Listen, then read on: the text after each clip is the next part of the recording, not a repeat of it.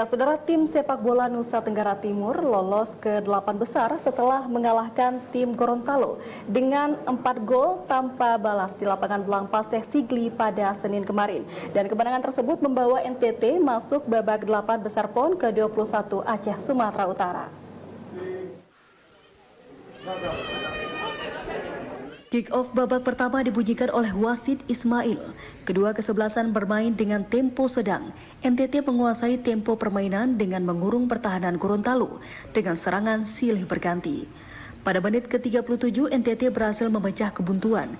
Lewat kerjasama tim berhasil diselesaikan dengan sempurna oleh Fatih Rahman 1-0 untuk keunggulan NTT. Keunggulan 1-0 ini tidak membuat NTT bermain bertahan, malah kembali menyerang. Taktik yang dilakukan dianggap ampuh. Terbukti NTT kembali menambahkan keunggulannya menjadi 2-0 melalui kaki Alberto Pinkianus. Lewat tendangan terukurnya berhasil merobek jala gawang Gorontalo yang dijaga oleh Muhammad Fazril Hamim pada menit 41. Hingga wasit meniup peluit untuk jeda sejenak, NTT unggul 2-0 atas Gorontalo.